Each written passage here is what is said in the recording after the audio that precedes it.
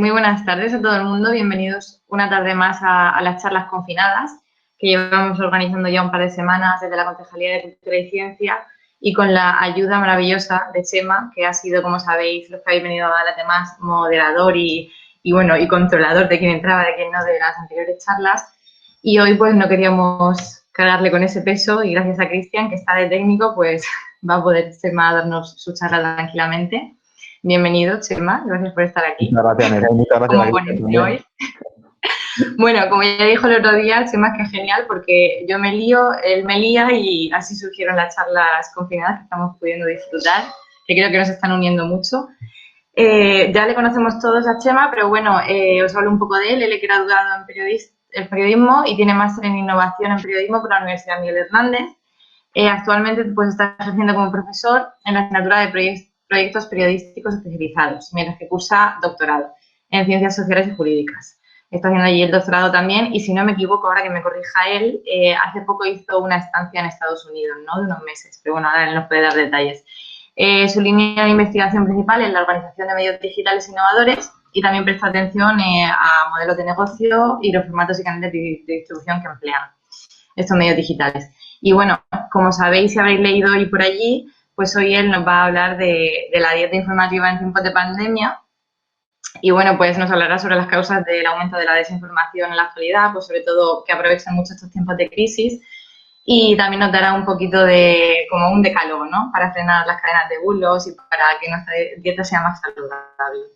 Así que, bueno, antes de que empiece, os recuerdo a todos que intentar tener el micro apagado y cuando termine Chema, pues que durará una media hora, 40 minutos su charla, pues empezarán las preguntas. Así que, adelante, Chema. Bueno, pues muchas gracias, Nerea, por la presentación y por liarme siempre y dejarte liar en este tipo de proyectos que yo creo que están muy chulos. Es la primera vez, aunque he moderado varias charlas, todas las charlas hasta ahora, es la primera vez que comparto mi pantalla así. O sea que si hay cualquier error, también avísame por audio y lo solucionamos. De Eh, acuerdo. Antes de empezar, me gustaría explicar esto del título de la dieta informativa en tiempos de pandemia. Muchos lo estabais comentando antes de arrancar con la conexión, por qué esto de dieta informativa en tiempos de pandemia. Cuando Nerea y yo empezamos a definir esta charla, el tema de esta charla, al final lo que queríamos hacer era hablar de noticias falsas y cómo se desmentían. De hecho, en la primera versión de este título, en el primer cartel que se hizo, el título era Fake News o Desmentido de noticias falsas. Y ahora voy a contar por qué decidí cambiarlo en tres simples pasos. Primero, el término fake news, aunque está muy extendido en el uso de la lengua y en el lenguaje periodístico, cada vez se acoge unas connotaciones más negativas. Poco a poco la gente, los investigadores y los periodistas van desterrándolo y van intentando evitar usarlo, aunque a mí se me escapará seguramente a lo largo de la charla y será un error. Porque tiene varias connotaciones negativas. Primero y principal de todo, es una contradicción, es un oxímoron. Por definición, una noticia es verdadera. El periodismo, por definición, es verdadero. No puede haber periodismo falso, no puede haber noticias falsas. En contraposición a esto, quien habla sobre este tipo de cosas, como son malditas, que ahora hablaremos de fact-checking un poco más en profundidad, como es la RAE, Fundeu. De hecho, en Fundeu, en la Fundación del Español Urgente, fake news fue uno de los neologismos propuestos a palabra del año en 2017. Pero ahora se está intentando desterrar y usar cosas como bulo, como desinformación, por ejemplo. Aparte de que es una contradicción porque tiene dos implicaciones negativas, dos connotaciones negativas más. Primero, cuando hablamos de desinformación no solamente estamos hablando de noticias en el formato al que estamos acostumbrados, no solamente es una noticia con su titular, con su subtitular, con su foto, con su despiece, con su firma, una típica noticia que estamos acostumbrados en un periódico o en un periódico digital o en un informativo de televisión o radio. Cuando hablamos de bulos también estamos hablando de imágenes, vídeos, de audios, todo esto transmitido por tweets, todo esto transmitido por redes sociales, por internet, sin ningún tipo de contexto o de ancla mediática, como ahora veremos. Entonces, para reforzar la idea de que la desinformación o los bulos no solamente tienen el típico formato de las noticias, se destierra, se intenta desterrar esto de noticias falsas. Y además es que está siendo adoptado el término noticias falsas por unos y otros bandos políticos para usarlo como arma arrojadiza entre sí y para intentar desacreditar noticias verdaderas noticias, no desinformaciones, que no les vienen bien. Entonces, ahora os enseñaré una viñeta muy ilustrativa con respecto a esto. Que aquí tenemos a Donald Trump, que señala la báscula y dice, ¿eso son noticias falsas? Pues eso pasa muchas veces. Cada vez que alguien publica alguna información analítica sobre algún partido político y tal, y no les viene bien, eso son noticias falsas. Por lo tanto, también es una forma de evitar que se confunda con este tipo de acusación, el usar bulo o desinformación. Hay un neologismo, bueno, un neologismo, no, una vieja palabra que intenta evitar este neologismo, que es paparruchas, que esto lo sugiere la Fundación Gabriel García Márquez, la Fundación Gabo de Periodismo, porque paparruchas en la RAE significa noticia falsa o desatinada que se difunde entre el vulgo, entre la gente. Entonces, paparrucha es un buen término para definir las fake news. ¿Por qué entonces dieta informativa en lugar de noticias falsas? Porque yo quería hacer la metáfora esta con la nutrición. Quería ayudar a la gente o intentar ofrecer unas herramientas prácticas para eliminar de su dieta, de su consumo diario, contenidos que sean perjudiciales, porque no nos vamos a meter a analizar por qué son perjudiciales las noticias falsas, eso ya sería otra charla, pero eliminar o intentar evitar o ser conscientes de ellas e intentar reducirlo al máximo en su dieta, como hacen los nutricionistas con diferentes tipos de alimentos, pero es que además los nutricionistas lo que hacen es aconsejar una dieta variada, una dieta con todos los grupos de alimentos. Y yo lo que quiero hacer también es aconsejaros que en la variedad está también la virtud en este tipo de casos. Si yo consumo noticias de varios focos, de varias fuentes, de varios medios con varias ideologías, con varias formas, con varios modelos de negocio, al final lo que estoy haciendo es contraponer cómo tratan una noticia y tener todas las vertientes de esa noticia y poder formarme un juicio por mí mismo. Y además, igual que el nutricionista te dice que no consuman más calorías o que no se deben consumir más, depende del objetivo que tengas, claro, pero que no se deben consumir más calorías de las que el cuerpo puede asimilar, pues tampoco debemos consumir más noticias, más información de la que la mente puede asimilar. Y con respecto a esto, pues hay algunos investigadores que han acuñado el término, que acuñaron hace tiempo el término infoxicación, que es la intoxicación de información, una sobreabundante información que ocurre sobre todo en nuestro panorama actual, ecosistema digital, en el que estamos hiperconectados, pero en especial en situaciones de crisis. De hecho, la OMS ha acuñado este término recientemente, en febrero-marzo de este año, que es infodemia, que no se refiere solo a la proliferación de bulos o desinformaciones, sino también a la sobreabundancia de información que nos agobia, nos agota y causa ansiedad. Con respecto a esto, pues simplemente decir que en situaciones de crisis los bulos todavía proliferan más. ¿Por qué? Primero, porque intentamos dar respuestas sencillas y rápidas a cosas, a problemas y asuntos que no la tienen, que no tienen respuestas sencillas y rápidas, que son más complejos. Y por otro lado, porque a río revuelto, ganancia de pescadores. Entonces, hay mucha gente a la que le interesa desinformar en esta situación de crisis para ganar adeptos a su opción o para diferentes objetivos un poco más malévolos que el primero que he comentado. Dar un dato con respecto a esto, que maldita.es, maldito bulo en este caso, durante el tiempo que llevamos de cuarentena, ha desmentido ya más de 450 bulos con respecto al coronavirus. Entonces, una vez explicado por qué esta charla, ahora voy a explicar qué vamos a ver en la charla. Primero, me gustaría hacer un repaso a algunas de las causas que generan la desinformación.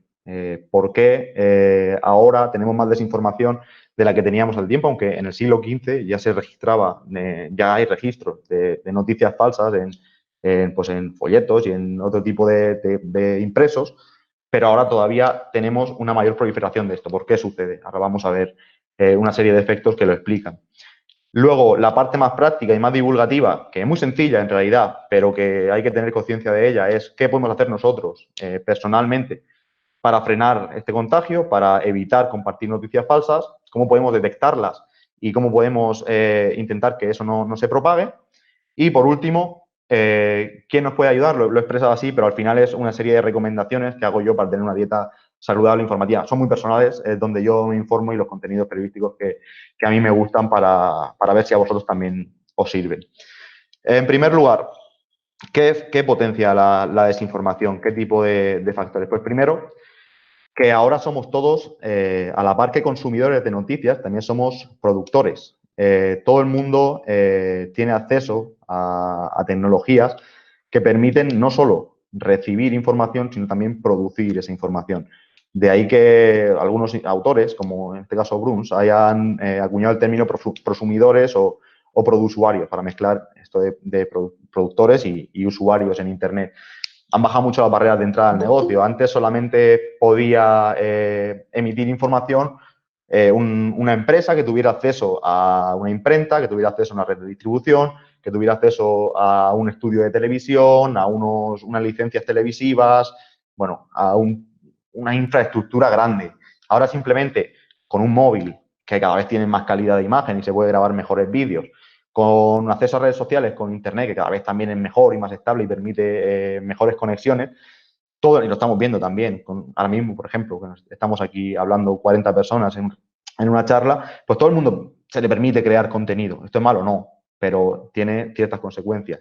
Y además también los lectores deciden qué contenidos son los más importantes, qué contenidos se jerarquizan más arriba, qué contenidos se comparten más, con nuestros me gustas, con nuestros compartidos, con nuestro compartir una noticia, una cadena de WhatsApp. Estamos dando difusión a los contenidos sin un criterio periodístico que te jerarquice una información de acuerdo con unos valores que se supone que debería tener el periodismo y que tiene en muchos casos.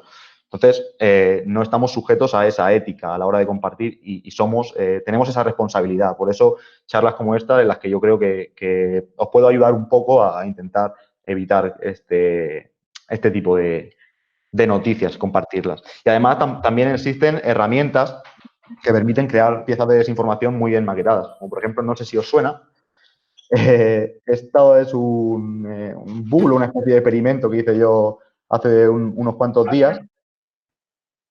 ¿Perdón? Es un bulo que hice yo hace unos cuantos días y lo compartí por un par de cuentas de WhatsApp. Es un bulo muy blanco, en realidad no es un bulo que tenga unas consecuencias muy graves y tal, porque mi objetivo no era desinformar, sino mi objetivo era hacer un experimento. Pero vamos, que con unos cuantos segundos para escribir un par de cosas, se puede crear un formato bastante fiable que corre como la pólvora. Otro factor que influye en que el consumo está cada vez más fragmentado. No recibimos las noticias como parte de un periódico, no recibimos las noticias como parte de un informativo televisivo o de radio, sino que recibimos las noticias como unidades aisladas. La unidad de información ahora ya no es el informativo, ya no es el programa, sino que es la noticia, porque va circulando con diferentes canales. Cuando tú me pasas a mí una noticia, yo no estoy accediendo al medio completo, estoy accediendo simplemente a ese contenido. Entonces, esta pérdida de contexto también hace que perdamos el ancla informativa y que... ¿Qué está pasando por ahí? Parece que alguien tiene por ahí el micro encendido. Creo que debes hacerlo tú porque has creado la sala. Vale, creo que ya está controlado. Creo que ya está controlado. Vale, sigo. No, quiero decir que perdemos este contexto que nos da muchas veces estar dentro de un medio y concedemos fiabilidad, credibilidad a muchas noticias que no la deberían tener. Porque si a mí me llega por WhatsApp una noticia del Confidencial, del diario.es o algún medio que en teoría es fiable, me lo creo. Pero si me llega una noticia de Mediterráneo Digital o de otro tipo de diarios que no son fiables, vuelve a pasar. Sigue Jesuja, creo. Sí. No, porque vamos a ver. Yo estaba. Creo que tú puedes silenciarlo, si no me equivoco. Por lo menos esta mañana podía yo. Sí, ya lo he silenciado. Vale, continúo. Pues le podemos conceder importancia, le podemos conceder credibilidad a noticias que no deberían tenerla, porque hemos perdido el contexto y no sabemos si están dentro de un medio informativo o de un medio de desinformación. Entonces, pues, por ejemplo, en WhatsApp tenemos más tendencia a que esto suceda, porque en Facebook, por ejemplo, somos matados a compartir enlaces, somos mandados a darnos cuenta de ese tipo de cosas, porque también accedemos de otra manera, pero en WhatsApp, donde las noticias nos atacan de forma aislada y muchas veces por audio, por vídeo, que no podemos comprobar con un enlace ese tipo de información, tenemos perdido todo el contexto y muchas veces nos creemos cosas que no deberíamos. Y por último, el sesgo de confirmación. Nosotros, como seres humanos, esto es un efecto psicológico, tendemos a creernos aquellas noticias, aquellos contenidos, aquellas desinformaciones en este caso, que confirman pues ideas, pensamientos, creencias, preconcepciones que ya tenemos. Y además, en estos tiempos de crisis y en estos tiempos en los que la sociedad está muy polarizada, en estos casos como la española, cada vez también aumenta más la necesidad de defender nuestras creencias y de compartir aquello que refuerza lo que nosotros creemos. Y es un efecto que en redes sociales se potencia todavía más. ¿Por qué? Por una cosa llamada los filtros burbuja. Aquí también tengo un ejemplo bastante gráfico. Vosotros veis aquí, por ejemplo, que está el mundo lleno de bolas de colores, que sería la información, los contenidos, y mi mundo se reduce, gracias a algoritmos, a un mundo de bolas azules, en las que solo hay bolas de un tipo que opinan como yo, que refuerzan mis creencias. ¿Por qué es esto? Las redes sociales, como muchos de vosotros ya sabréis, no me muestran todo el contenido de todas las personas que sigo, sino que seleccionan el contenido de acuerdo con mis gustos, porque las redes sociales viven de la atención que les damos. Entonces, cuanto más me guste su contenido, más tiempo voy a permanecer en la red social. Entonces, Facebook, por ejemplo, a mí me muestra todas las publicaciones de la gente a la que yo le doy me gusta, a la que yo comparto, a la que yo comento. Por lo tanto, se tiende a mostrarme solo informaciones o solo contenidos que se ajustan a mis creencias. Las redes sociales no son neutrales, las redes sociales potencian lo que nosotros creemos y al final nos vamos retroalimentando. También puede pasar que, mira, esta persona la tengo entre mis amigos, comparte cosas que no me gustan porque son de una ideología contra la mía, dejo de seguirlo. Todas estas cosas potencian una polarización todavía mayor. Aquí, por ejemplo, pues se puede ver de una forma muy gráfica. Gracias a Internet, cada mañana me paso 3 horas leyendo únicamente lo que tengo ganas de que me digan. La edad de oro de la información. Y ahora, después de ver las causas y por qué se produce esta desinformación, por qué este aumento de la desinformación en nuestro contexto actual, quiero presentaros un decálogo que es muy sencillo, que la verdad es que no tiene mucha historia, pero creo que puede darnos herramientas prácticas para desmentir o para pararnos a pensar sobre qué tipo de noticias nos están llegando, o, ¿ves? No son noticias, son desinformaciones o bulos. ¿Qué tipo de contenidos nos están llegando? Es un decálogo que he creado yo reuniendo varias recomendaciones de varias instituciones y medios de comunicación, como en este caso son la FORTA, que es la Federación de Organismos de Radio y Televisión Autonómica Española, la BBC, que es la televisión pública británica, y Maldita.es, que ahora explicaremos algo más lo que es. Lo primero es pensar antes de compartir. Como ya he dicho antes, las noticias nos atacan sin contexto y nos pueden atacar en cualquier momento también. Entonces no es lo mismo yo entrar a una página de un medio en Internet, ver una noticia y poder evaluar si esa noticia es verdadera, si no, tener tiempo, reposar, que estar en el supermercado, por ejemplo, o estar en el autobús, que me tengo que bajar en la siguiente parada, y que me llegue un contenido que me sorprende mucho, y que digo, ¡jo! Esto tengo que compartirlo con todo el mundo. ¡Pum! Como no tengo tiempo, le doy a compartir rápido. Entonces, mi primera recomendación, lo primero que tenemos que pensar es, vamos a no tener el gatillo tan fácil, vamos a reposar, y cuando nos llegue algo, sobre todo algo que nos sorprende, calma, calma. Vamos a seguir una serie de pasos para intentar ver si esas noticias o si esos contenidos de verdad son noticias o son bulos. Además, también cabe pensar en qué objetivo tienes tú a la hora de compartirlo. ¿Estoy compartiéndolo porque reafirma mis creencias? ¿Estoy compartiéndolo porque de verdad quiero crear una comunidad informada en torno a mí? También hay que pensar en eso. Luego, importante, el canal de distribución. Hay que pensar en qué credibilidad se merece el canal por el que te está llegando. Por ejemplo, he hablado de WhatsApp, por ejemplo. WhatsApp es una fuente bastante notoria de informaciones falsas, sobre todo con audios y ese tipo de cosas. Si a mí me está llegando una información por WhatsApp, lo primero será ponerlo en cuarentena, nunca mejor dicho. Y luego ya comprobarlo y si se comprueba que es verdadero, ya compartirlo si queremos y si no queremos, pues no compartirlo. Además, aparte de esto, también ver qué credibilidad merece la persona que te lo ha hecho al llegar. ¿Cuál es el historial de esa persona? Esto lo está compartiendo no sé quién del pueblo que sabemos que tiene una ideología súper marcada para un lado o para otro, da igual. Una ideología súper marcada y este contenido va mucho en esa línea y tal. Dudemos. Esto lo ha compartido una persona que, aunque no tenga una ideología muy marcada y tal, suele compartir noticias que son súper sorprendentes sobre cosas y no tiene un historial de credibilidad en lo que suele compartir. Dudemos. Entonces, hay que ver quién es el que nos manda o la que lo manda, con qué tipo de intención puede ir y por dónde nos ha llegado. Si yo accedo a una página de un medio que es fiable y tal, pues lo más normal es que las noticias sean verdaderas en noticias, aunque tampoco tiene por qué y se puede aplicar todo el resto de comprobaciones que voy a explicar. El titular. Una práctica muy común en las noticias falsas, en las desinformaciones, es aplicar la emoción, una emoción muy, muy intensa. Por ejemplo, en este bulo que aquí comparto. Christine Lagarde sostiene que los ancianos viven demasiado y son un peligro para la economía mundial. Es un titular muy llamativo que suscita mucha emoción, como veis en los comentarios. Todo el mundo, muérete tú, vieja, que cobras más que yo, tal.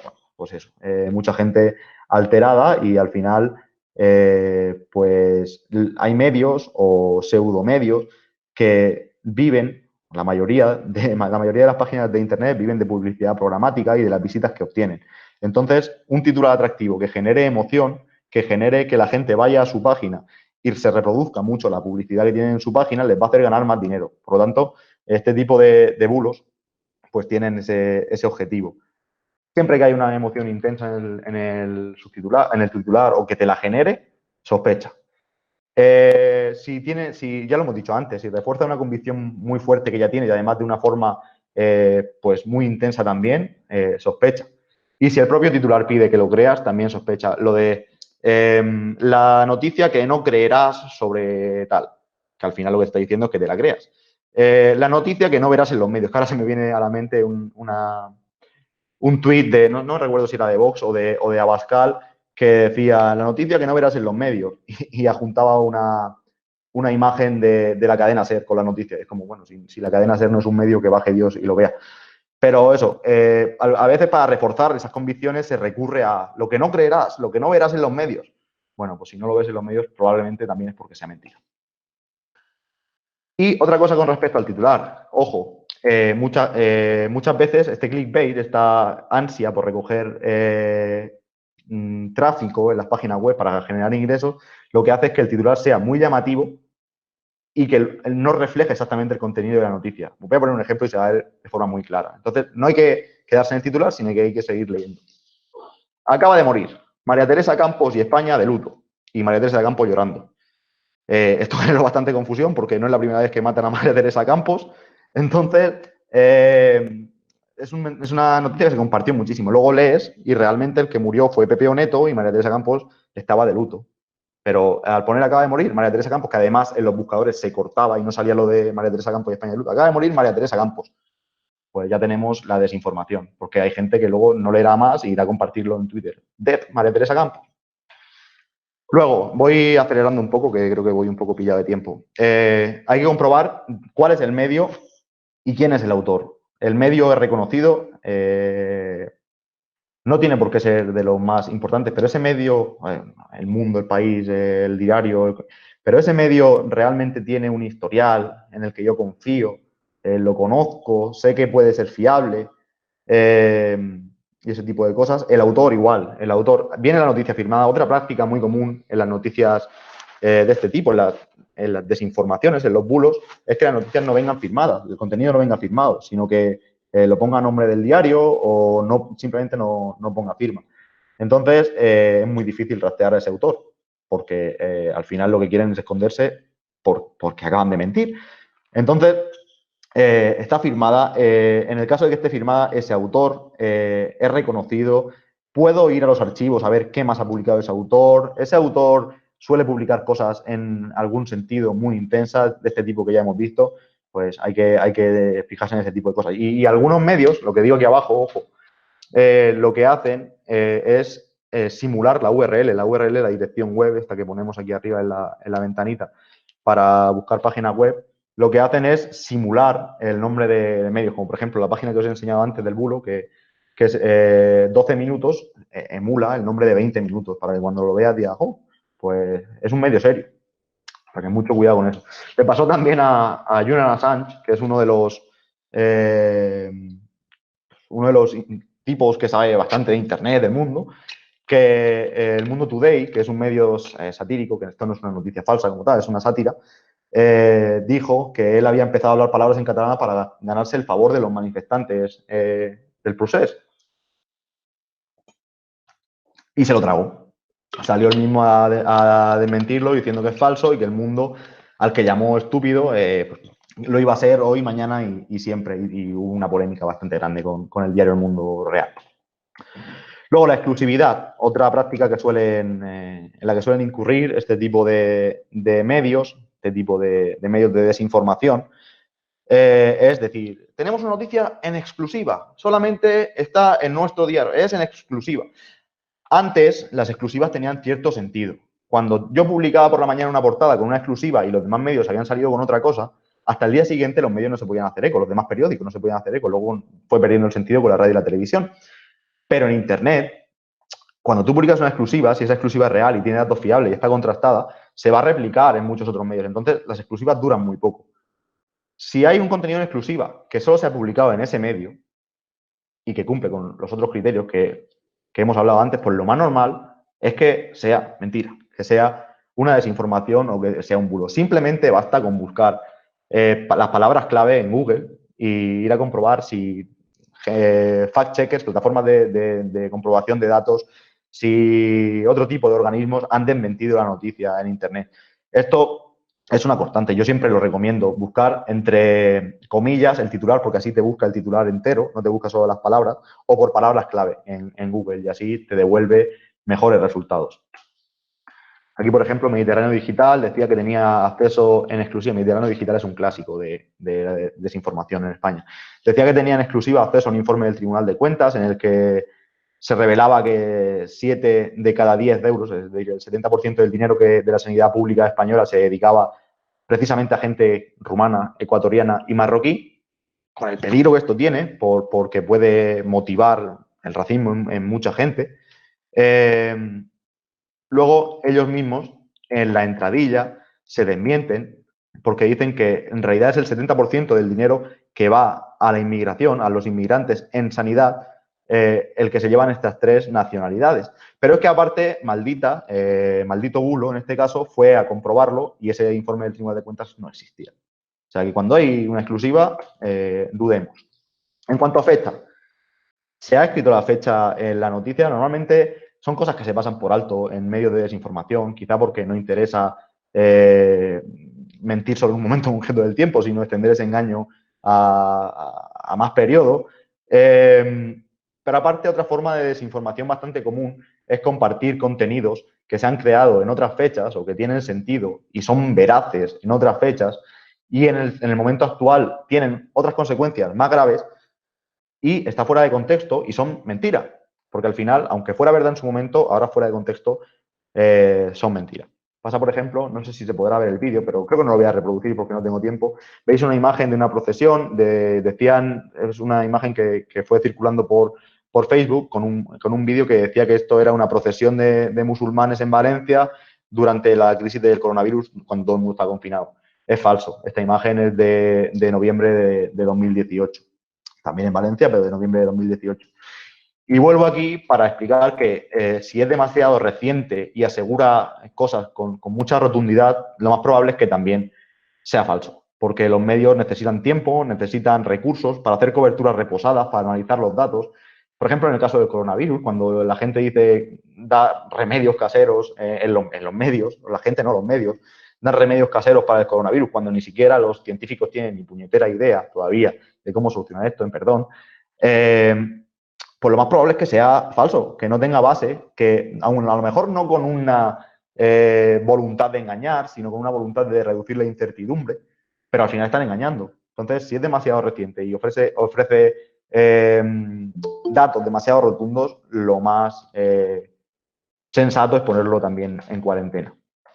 Luego, el formato. Este tipo de sitios de noticias de bulos, de desinformaciones, los que son muy descarados, luego hay otros más sutiles, pero tienen faltas de ortografía, de gramática, de sintaxis, tienen un formato descuidado, demasiado llamativo para generar esta sensación.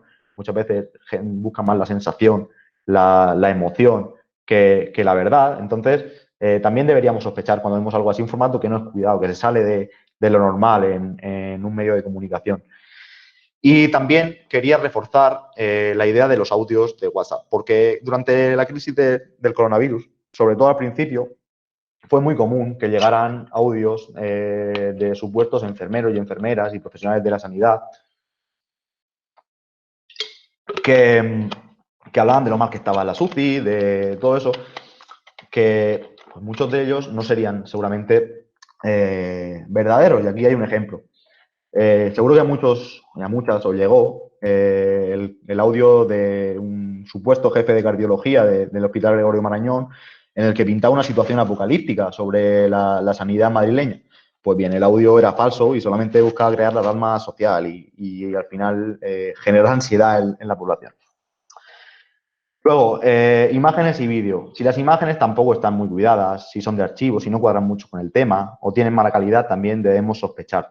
Y hay veces que las imágenes tampoco hablan por sí solas. Es decir, que una imagen sacada de contexto también es desinformación. Para investigar el contexto de las imágenes os recomiendo esta herramienta, que es la búsqueda inversa de imágenes en Google, que podéis hacer a través de esta dirección. Si queréis, luego os la dejo en el chat. Y simplemente te ayuda a ver si esa imagen realmente pertenece a lo que dice pertenecer. Y aquí tenéis un ejemplo. Esto es una noticia de hace un año y una semana, de cuando se quemó la Catedral de Notre Dame, o parte de la Catedral de Notre Dame, en la que decía, en una desinformación, en concreto no es una noticia, en la que decía que la imagen estaba siendo rescatada por los bomberos. En concreto aquí no dice que sea en Notre Dame, pero luego en el resto del texto sí que lo dice. Yo hice el ejercicio ayer, cogí la imagen, la busqué en la búsqueda inversa y lo primero que te sale son bulocracia de público, la noticia falsa, el bulo de Somatemps y luego maldita.es. Es decir, se puede descubrir la desinformación a través de imágenes, con imágenes aisladas con este tipo de herramientas. Luego, fuentes de información. Se puede también descubrir, y esto quizás sea un poco más sutil que lo que os he enseñado hasta ahora del formato y tal, verificar si una información es cierta o no, investigando por ti mismo las fuentes de información que han utilizado. Primero, si han recurrido a fuentes o si simplemente es una opinión disfrazada de información que se sirve de un formato para que nos creamos sus tesis. Si han recurrido a fuentes, hay que comprobar si existen, si ese supuesto jefe del Gregorio Marañón, si hubiera dicho su nombre, si existe, y luego si es fiable, si tiene potestad, si tiene autoridad suficiente para opinar sobre el tema del que está hablando y si de verdad ha dicho eso que en el medio se dice que ha dicho. O sea, podemos buscar también entre comillas o por palabras clave estas citas y ver si es verdad o es mentira. Luego, si se aportan datos cuantitativos, es muy fácil ver si esos datos son verdad o no son verdad. Si son datos que dicen ser propios, no. Pero si se le atribuyen a otros organismos o a otros estudios, es muy fácil comprobar también con una búsqueda simple en Google o en cualquier otro buscador si son reales o no. Y por último, recurrir a verificadores. He hablado mucho a lo largo de esta presentación de maldita.es, en concreto Maldito Bulo. Y hay otros servicios como Bulocracia de Público y casi todas las páginas, casi todos los medios de comunicación medianamente serios, e incluso OK Diario, tienen este tipo de opciones de verificación. Y yo creo que es buena idea recurrir de vez en cuando a ellos. Y ahora, por último, la parte un poco más personal, os voy a ofrecer mis recomendaciones para tener una dieta equilibrada y sana en lo referente a la información. Como he dicho, plataformas de fact-checking. Maldita te ofrece también la posibilidad de que, aparte de entrar a su sitio web a comprobar si el contenido que has recibido es verdadero o no, para que antes de eso estés prevenido y te envían los bulos más comunes a tu WhatsApp. Simplemente tienes que entrar en esa página web, suscribirte, yo estoy suscrito, suscribirte al servicio, meter tu teléfono móvil, es servicio totalmente gratuito, y añadir este móvil a tu agenda de contactos. Y ya recibirás por WhatsApp una selección de los bulos más comunes y así cuando te lleguen puedes ir en sobreaviso. Y luego me gustaría también poner en valor el papel del periodismo de datos y la estadística. En particular, yo estoy siguiendo, aunque intento no saturarme tampoco demasiado con datos, con contenido sobre coronavirus, y estoy siguiendo sobre todo contenidos que hablan de datos, que tienen datos. Por ejemplo, aquí menciono a Kiko Llaneras, el trabajo de Kiko Llaneras en El País, que la verdad es que es bastante ilustrativo y lo explica muy bien, aunque usa muchos datos, muchos grafos, muchas fuentes que pueden parecer complicadas, lo explica muy sencillo y se entiende muy bien. Y aquí, por ejemplo, esto es un contenido que hizo ayer, si no me equivoco, sobre la ansiedad que se estaba empezando a generar a raíz de que la caída de las muertes se había estancado. Hoy hemos visto que no es así, que sigue bajando con 367 fallecidos, que siguen siendo muchos, pero que sí que sigue bajando la curva de fallecidos. Luego, dos medios de comunicación con diferentes tendencias políticas, porque también he recomendado la variedad, y en la variedad está la virtud, ya lo he dicho, como el diario.es y el Confidencial, que están haciendo también trabajazo de datos. Y luego esta es una recomendación personal, es en un tono un poco más distendido, un poco más de humor. Aquí tenemos al youtuber, con muchas comillas, Raíz de Pi o Santi García. Él es profesor también en la UMH, es compañero y es matemático. Hace poco salió en Espejo Público, lo llamaron el matemático del coronavirus y tuvieron bastante cachondeo sus colegas en la universidad. También tiene el canal Raíz de Pi, como estáis viendo, tiene su canal personal en YouTube y tiene su Instagram en el que sube cada noche vídeos repaso de los datos que ha habido durante las últimas horas de coronavirus. Su Instagram es Santi García CC, todo junto. Si lo queréis seguir, es lo que más consumo, porque al final te lo explica de una forma agradable, de una forma con un punto de humor y te hace los datos mucho más comprensibles y tiene un enfoque diferente. Y por último, me gustaría hablar de la curación de contenidos. No sé si se entiende este concepto, pero este concepto hace referencia a, bueno, se introdujo a raíz del de infoxicación también. Como hay una sobreabundancia de información en Internet, realmente lo que tienen que hacer los medios no es producir más contenido, sino que es seleccionar, mejor todavía, ese contenido y aportándole su toque y su análisis periodístico.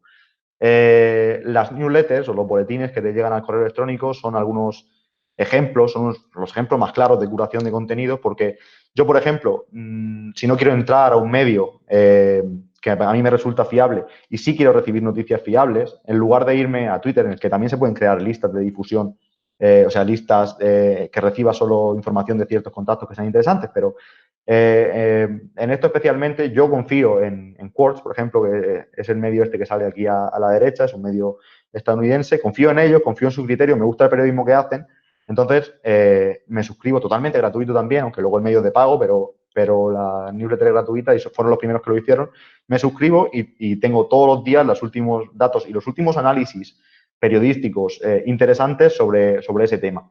Y lo mismo pues ha hecho Washington Post, que lo tenéis a la izquierda, y para gente que tenga más dificultades con el inglés, lo tenemos también en El País, que lo ha hecho más recientemente, pero que también está bastante bien documentado y tiene un estilo bastante comprensible y bastante que reduce bastante la ansiedad y explica bastante bien todos esos datos y la situación en la que estamos, si es que tiene algún tipo de explicación.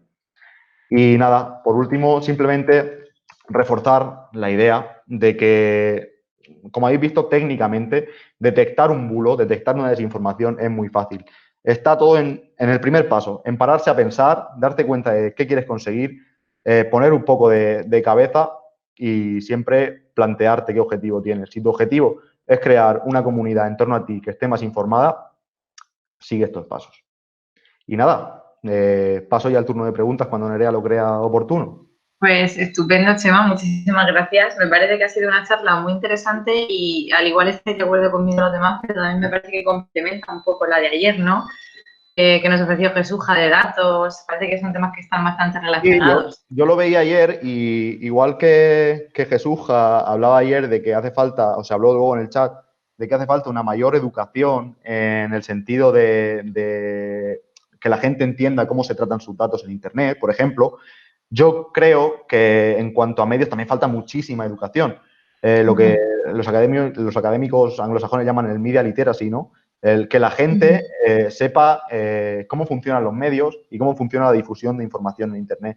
Que la red es neutral hasta el punto en el que introduce algoritmos que al final influyen en la forma en la que se comparte esa información. Pues ahora, antes de pasar a las preguntas, si no te importa, perdona que se me colgaba, si no te importa, te quiero preguntar ahora que has dicho esto de la neutralidad. Bueno, has hablado del seco de confirmación, ¿no? Que hace que siempre queramos o busquemos noticias que confirmen nuestras opiniones. El tema de la desinformación parece que se sustenta mucho, por lo que yo he entendido de tu charla, pues en ciertas motivaciones un poco malévolas, ¿no? Pues de difundir ciertas opiniones o de que quiero clics para mi página.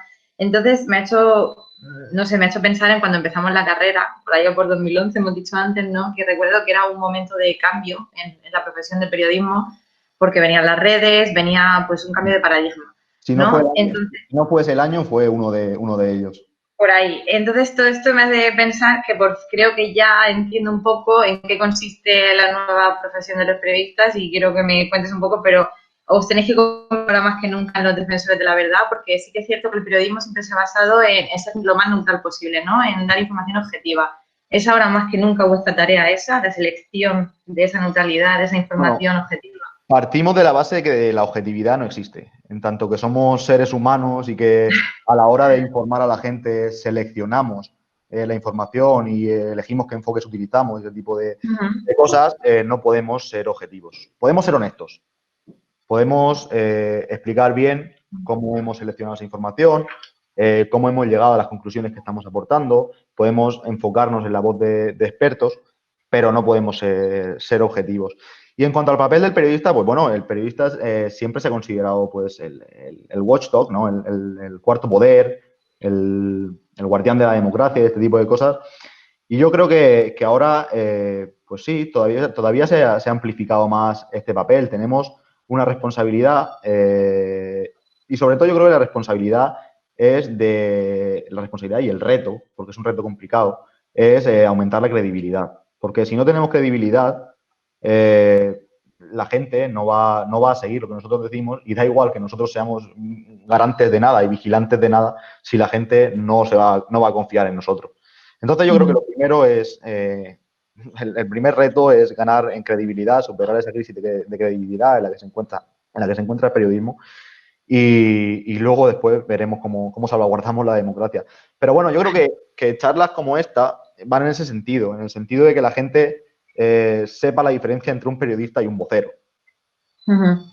Y sepa utilizar a periodistas de diferentes tendencias y que tienen diferentes honestidades para, para construir una dieta informativa variada y que les sirva para crearse su propio camino, su propia verdad, su propia información.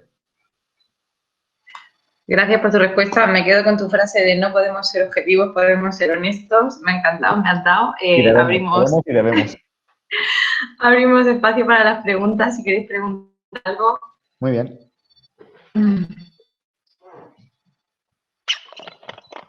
Me imagino que tendréis ahora la cabeza. Bueno, si no tenéis, tengo yo otra. Cuando estabas hablando de los titulares, que los titulares atractivos normalmente nos deben hacer saltar una alarma, yo estaba pensando no en los titulares o sea, me ha hecho pensar en titulares no de desinformación, sino esos titulares que parece que cada vez son más ahora comunes, que hablabas tú de clickbait, se llama, ¿no? Sí. Bueno, al final son una forma de desinformación. Vale, eso era lo que te quería preguntar. ¿Hasta qué opinión tenías tú sobre ese tipo de titulares, ese tipo de intentos de ciertos medios que están aparentemente consagrados de captar de esa manera la atención de los consumidores? El problema de eso es que el periodismo ha perdido mucho con el cambio de ecosistema. El periodismo ha perdido mucho y estamos hablando de la vertiente puramente material. El periodismo ha perdido mucho dinero. El periodismo, y aparte de un papel social importante, porque ya no nos hace falta ser intermediadores entre la gente y las fuentes, porque existe Twitter, porque existe otro tipo de fuentes. Pero sobre todo ha perdido dinero, ha perdido inversión publicitaria en favor de otros gigantes como Google y Facebook. Y ha perdido venta en kiosco, ya se ha perdido también ese patrón de consumo. Entonces, el modelo de negocio que el periodismo ha planteado hasta ahora en Internet replicaba un poco el tema de los kioscos, pero sin la vertiente de que la gente pagara. O sea, yo te ofrezco mi información gratuita porque tiene publicidad.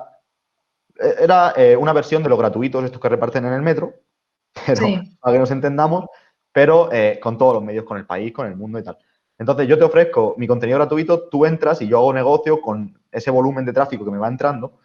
Entonces, yo creo que ahí, que es una desinformación pura y dura. El clickbait es una desinformación, porque al final es un engaño.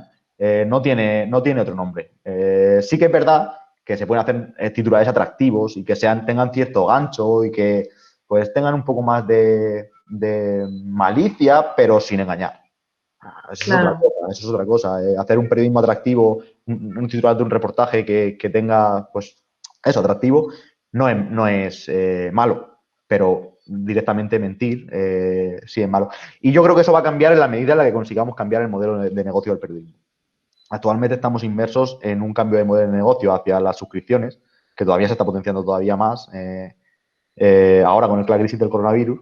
Estamos cambiando hacia un modelo en el que los medios de calidad empiezan a cerrar sus contenidos y hay que pagar por acceder a ellos. Que parece que en Netflix, en HBO y todas esas cosas no nos llama la atención que eso se haga, pero estamos muy acostumbrados a que el país, a que el mundo y tal nos regalen su contenido. O sea, el país está implantando modelos de suscripción y diferentes medios están haciéndolo también. ¿Por qué? Porque para garantizar que lo que decimos es verdad, tenemos que basarnos, o sea, tenemos que rendir servicios, rendir pleitesías, no a grandes marcas, no al tráfico, no al volumen, sino a nuestros lectores que pagan por esa información de calidad.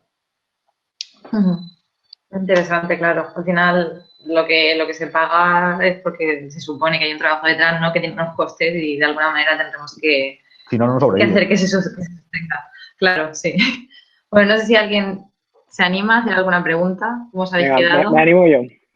Hola, Cristian. ¿Me vas a preguntar sobre modelos de negocio?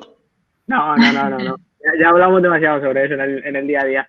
Yo quería preguntarte, porque es una cosa que no hemos hablado, tu opinión sobre el hecho de que Facebook y, bueno, por tanto WhatsApp, tome partido en el tema de controlar los bulos y la circulación de mensajes que al menos son sospechosos de ser informaciones falsas. Claro, seguramente lo hará porque necesitan que la gente confíe en ellos. Y estaban empezando a detectar que la gente que recibía noticias falsas no estaba del todo contento con el asunto.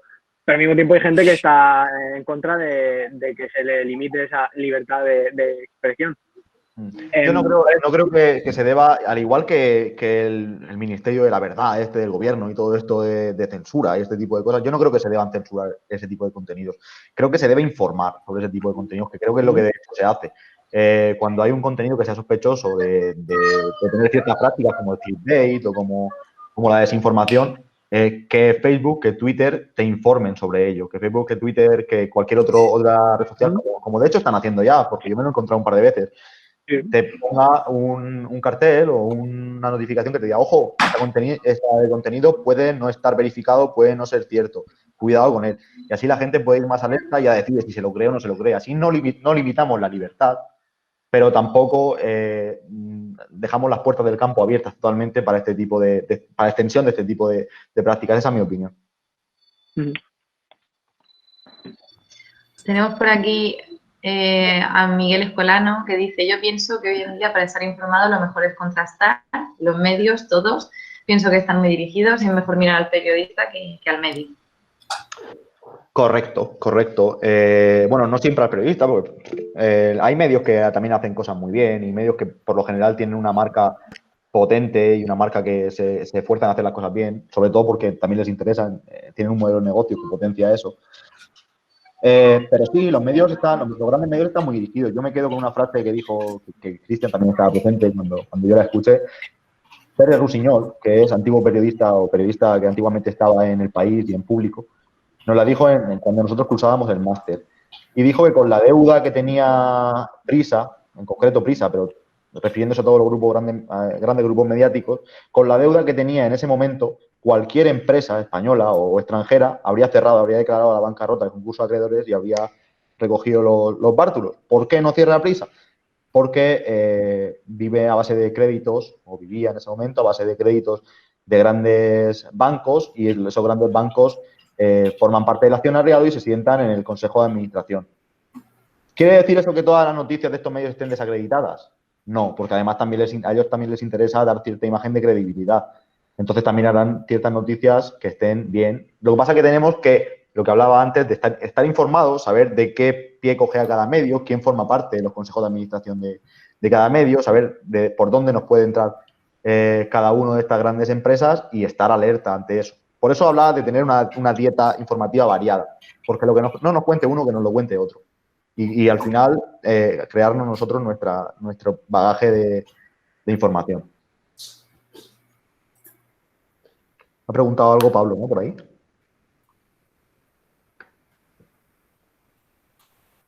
¿Cuáles son los principales medios de comunicación con información de calidad para poder contrastarla en España? Yo creo que para mí los referentes son el diario.es y el Confidencial. Y lo dicho, cada uno tiene una tendencia ideológica. El Confidencial se define como el diario de los lectores influyentes y el diario.es es reconocidamente de izquierdas y sus columnistas son de izquierdas y no hay ningún problema en eso. Pero yo creo que está muy bien poder contrastar entre ambos medios. Yo creo que esos dos para mí son los referentes en España. Luego hay muchísimos de nicho también. Si te interesa la economía, está Alternativas Económicas, que también lo fundó este señor que he dicho antes, Pere Rusiñol, que está muy bien. Alternativas Económicas. Está, si te interesa la sátira, esta revista Mongolia, también de Pere Rusiñol. Está El Salto diario, que todavía es más de izquierdas, pero que puede tener grandes exclusivas, sobre todo a nivel local. O sea, hay medios que no juegas todas tus cartas a esos medios y no te crees a pie juntillas todo lo que dicen, porque nunca lo puedes hacer. Yo creo que tenemos buenos medios de comunicación en España. Dice Miguel Escolano, de nuevo, porque esta era la pregunta de Pablo, la que has contestado, ¿verdad? Sí. Que si hay fichajes de periodistas en los medios como en el fútbol. Hombre, claro. Además, ¿Fichan por la ideología o por la pluma? Por ambas cosas. Está claro que hay ciertos periodistas que no los van a fichar en ciertos medios de comunicación. Pero vamos, siempre, cuando sabes escribir bien, siempre está bien. Y hay medios que juegan la baza de tener, sobre todo estos nuevos digitales, más abiertos ideológicamente, y aunque sí que tienen una orientación, no son muy incisivos y no hacen mal periodismo, hacen buen periodismo, aunque sea más cercano a una ideología, sí que contratan a periodistas que puedan salirse un poco de su línea editorial general, sobre todo para las columnas de opinión. Y fichajes sí que hay muchos. De hecho, el Confidencial, que es el caso de estudio principal de mi tesis, yo lo estaba viendo ahora, se le están yendo muchos periodistas porque hay movimientos en el país para conseguir buenos profesionales. Han fichado ahora, ficharon el año pasado El País a Daniel Grasso, que es uno de los mejores profesionales de periodismo de datos que hay en España, del Confidencial, a Fernando Barea también. O sea, hay mucha competencia porque esas grandes firmas también tienen mucho cartel. Buenas, Chema, soy Hola, Miguel. Soy Miguel. Bueno, las preguntas eran de mi padre, pero te digo yo una que, no sé, se me ha ocurrido. Bajo un poco mi ignorancia en este tema, no existiría la posibilidad de pasar filtros a la hora de publicar estas noticias. Por ejemplo, ya sé que es el pan de cada día, o sea que las noticias tienen que salir día tras día, pero, por ejemplo, el hecho de los artículos científicos no se pueden publicar cualquier artículo científico, tiene que pasar por un comité que está hecho para revisar ese artículo a la hora de publicarlo. Está claro que eso se tarda mucho más a la hora de publicar un artículo científico que de un día para otro. Pero no sé si existen comités que revisen las noticias antes de salir a la luz. Hombre, en teoría el flujo de trabajo de un medio lo constituye un redactor o muchos redactores y un editor, que sería en este caso el filtro. Sobre todo, eso, se fijan en enfoque, también en ortografía, gramática, por supuesto, pero en enfoque y tal. El problema es que es igual de corrompible o corruptible, en este caso, el periodista que el editor. No hay un gran filtro de la verdad y tal. En los medios que sí que se esfuerzan por hacer un periodismo serio, por supuesto que se hace y se sigue un proceso más estricto para que las noticias sean rigurosas, basadas en datos y en fuentes. No, por ejemplo, hay muchas noticias que salen en OK Diario, por ejemplo, que lo he citado antes como mal ejemplo, que no podrían salir en la vida en el diario o en el Confidencial, por más que el Confidencial se acerque más a su ideología, porque tiene un proceso de revisión mucho más estricto y unos estándares de calidad más altos. Ya. Vale, muchas gracias. Y también me he sentido muy identificado en la primera parte que has dicho sobre cuando has hablado de como la enfermedad esta que han creado ahora por la pandemia. Cuando estuve yo de viaje, igual, el hecho de acceder a tanta información, al final la cabeza te estalla en ese sentido de que no sabes qué decisión tomar. Yo estaba allí y me pasó eso exactamente. De hecho, de estar metiéndome siempre, sobre todo a Facebook, a los grupos estos de Facebook de españoles en no sé dónde, de tener tanta información, al final no sabes la decisión de tomar cuál es buena y cuál es no. Y me pasó justo eso a la hora de volverme. Es una ansiedad increíble, sobre todo en momentos de estrés. Me imagino lo que tuviste que pasar. Yo, en mi caso, llevo tiempo, o sea, al principio de la pandemia llevaba tiempo sin informarme. Al principio, con la novedad, sí, me informo mucho a ver qué tenemos que hacer y tal, pero luego he pasado como un valle en el que he estado sin informarme mucho porque no podía soportarlo más de ansiedad y tal, y de decir, fuera, no quiero saber nada de esto. Y ahora estoy volviendo a informarme de nuevo. Me imagino que en tu caso el estrés fuera muchísimo mayor. Sí. Muchas gracias. De nada, Miguel. Y, bueno, yo creo que ya vamos llegando al fin, pero nos queda un poquito de tiempo. Gracias por contestar el tema. Perdona, Nerea. Dice Gema que los dos principales no sé si estoy... el Confidencial y el diario, sí, el diario.es. Dime, Tomás. Sí. Adelante. He dicho que en una... No te escucho, Tomás. Pues, la mentira se ha utilizado pues, a lo largo de la historia, el engaño, como arma de guerra, porque es una situación en la que no hay reglas. Disculpa, Si Tomás. no hay reglas. Se ha cortado. Pues te perdemos, Tomás.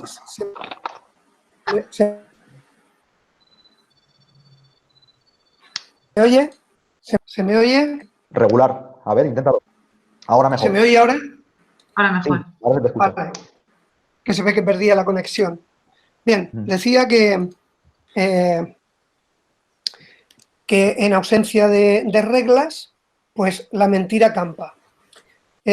Voy a coger esa noticia falsa, ese bulo que tú creaste el otro día.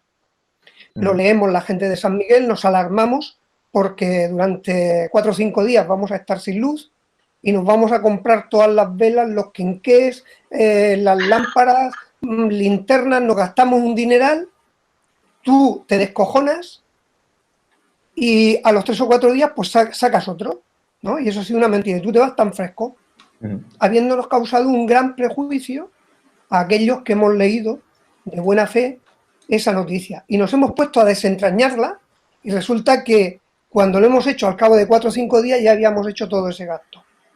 ¿Vale? Lo pongo como una exageración, pero esos pueden ser los efectos de una de esas mentiras, de uno de esos bulos. O alguno, por ejemplo, que diga que con 3 miligramos de cianuro nos curamos del virus este, ¿no? Y bueno, eso es poco menos de lo que ha afirmado Donald Trump hace un rato. Efectivamente.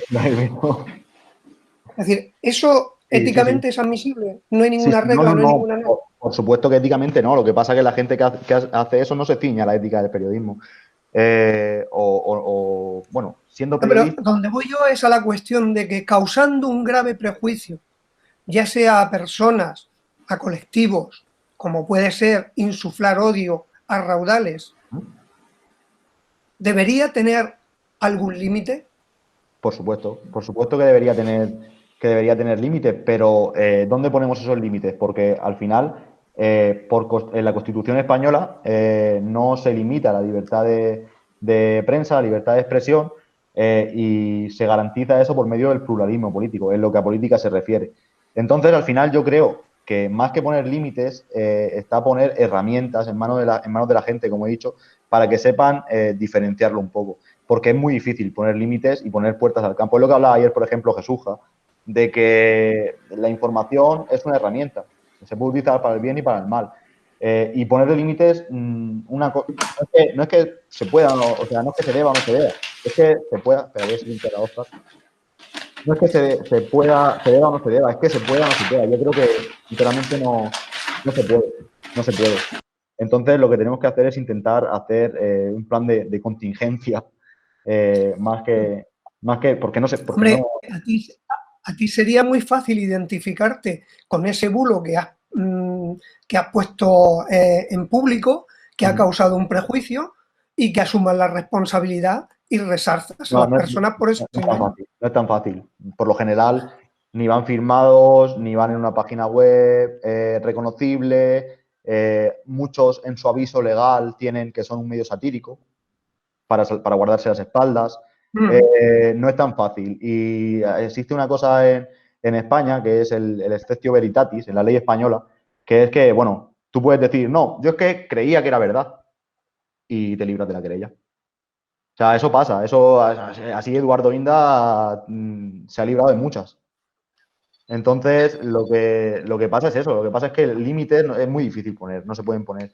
Y bueno, con respecto a lo de mi bulo, para que la gente no se alarme y no vaya a comprar velas, yo lo que hice fue ponerlo además en internet para que cualquiera que pudiera comprobar el titular enseguida se diera cuenta. Además, es una página que pone, es una broma. O sea que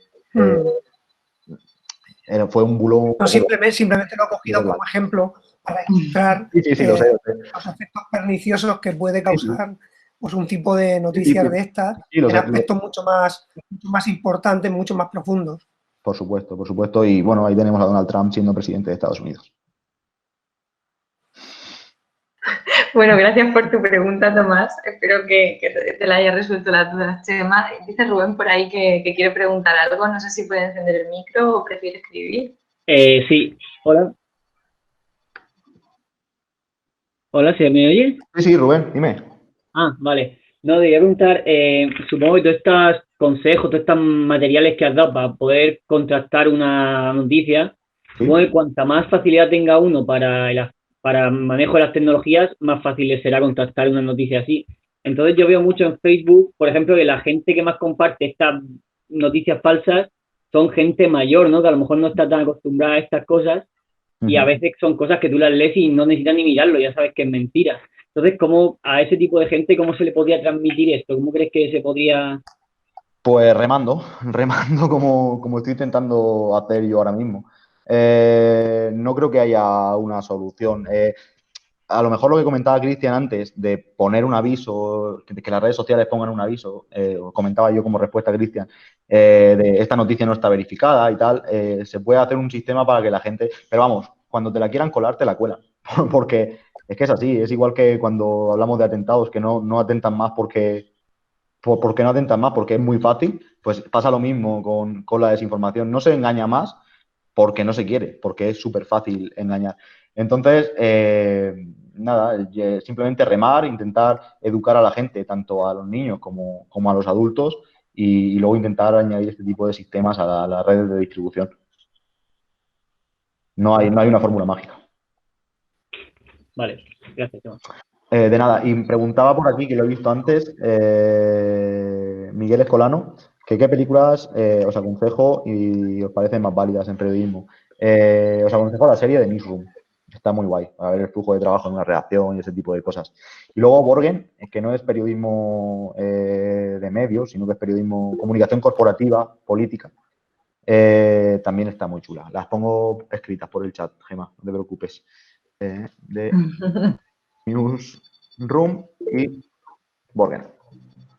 Maño parece que también tiene una pregunta. ¿Puedes conectar el micro, Maño?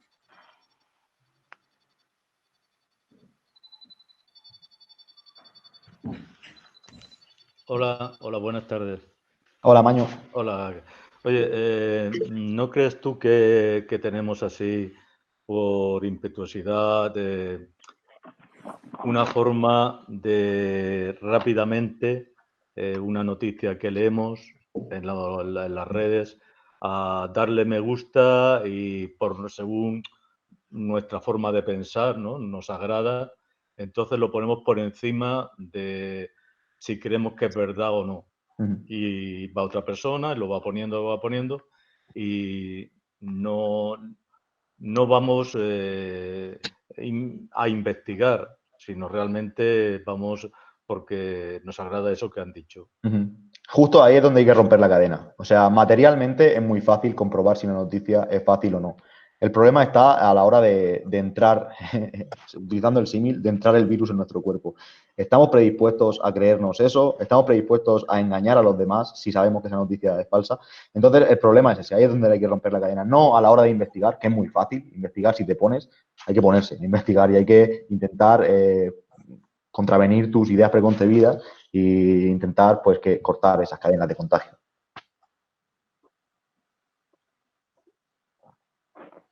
Una cosa más, Chema. Dígame. ¿Hay algún estudio en torno a dónde se producen más bulos? Si en el espectro de la izquierda o en el espectro de la derecha. Debe de haberlo, pero ahora mismo no lo sé. Te recomiendo que busques, si buscas en repositorios científicos, el grupo MediaFlows de la Universidad de Valencia, que son expertos en comunicación política y análisis de sentimiento en redes sociales. Son unos cracks en eso y seguro que tienen información sobre eso. Gracias. Nada. Vaya, muy interesante todo, pero me parece que ya nos hemos pasado un poquito de hora, ¿verdad? Bueno, así que pues... Si hay alguna pregunta, puedo responderla todavía y si no, pues seguimos ya. Chema, abre debate en directo en tu Instagram o en Facebook y seguimos. Seguimos y luego nos cantamos unas canciones como vamos a hacer mañana por la tarde. Bueno, pues si os parece bien... Perdón, Tomás, di. No, decía que ha sido una charla muy sintética, muy precisa y muy interesante. Pues muchas gracias, Tomás. La verdad es que me preocupaba encontrar ese equilibrio entre divulgación y teoría que fuera conciso y fuera cortita y al pie. Yo estoy de acuerdo con Tomás. Bueno, la gente también te agradece por aquí. Les ha gustado mucho, enhorabuena, muy interesante. Opino lo mismo, Chema. 1000 millones de gracias por prestarte también a esto. Y bueno, yo quiero que te despidas tú, por favor. Te echo de menos ya de moderador. Vale, pues nada, que muchas gracias por estar ahí. Gracias a todos por asistir a esta charla confinada. Y mañana volvemos. Lo que no recuerdo la hora, porque no me lo he estudiado, pero mañana pues volvemos. Mañana a las 6:30, ¿no? A las 6:30 debe ser. Bueno, mañana lo compartiremos mejor en el Facebook del Ayuntamiento. Volvemos con mi gran amiga Laura Hurtado, que nos va a hablar sobre educación y emociones en la educación. Es un tema también muy interesante. Así que nada, hasta luego. Muchas gracias a todos. Nos vemos mañana. Gracias.